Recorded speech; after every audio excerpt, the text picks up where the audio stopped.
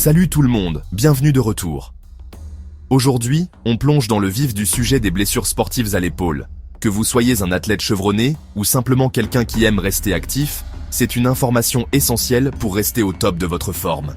Premièrement, parlons de l'épaule elle-même. Cette articulation est une merveille d'ingénierie, permettant une amplitude de mouvement incroyable grâce à sa structure complexe d'articulations, de muscles, de tendons et de bourses séreuses. Mais cette même complexité la rend également sujette aux blessures, surtout dans les sports impliquant des mouvements répétitifs ou des actions lourdes au-dessus de la tête. Pensez au tennis, à la natation ou même à l'haltérophilie. Alors, quels sont les coupables habituels ?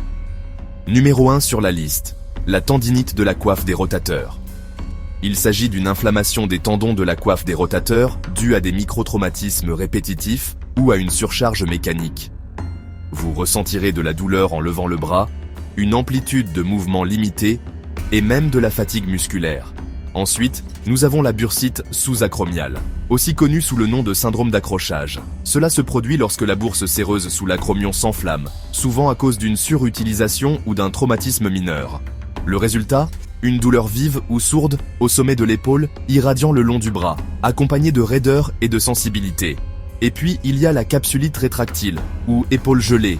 Celle-ci est vraiment douloureuse, au sens propre comme au figuré. Elle implique une raideur progressive et une mobilité limitée due à une inflammation chronique ou à une immobilisation prolongée. La douleur est généralement pire la nuit et au repos, et votre amplitude de mouvement est sérieusement affectée. Maintenant, comment traiter ces blessures gênantes ? Un traitement intégré est essentiel.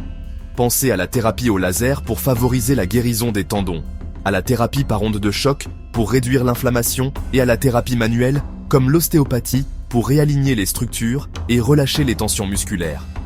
Vous pouvez même ajouter un soutien naturopathique, comme un régime anti-inflammatoire, et des suppléments comme les oméga 3 et la curcumine pour optimiser la récupération. Pour des traitements spécifiques, la tendinite de la coiffe des rotateurs répond bien à une combinaison de thérapie au laser, de thérapie par onde de choc et de thérapie manuelle. Le syndrome d'accrochage ? Essayez la thérapie au laser et par onde de choc ainsi que des ajustements ostéopathiques.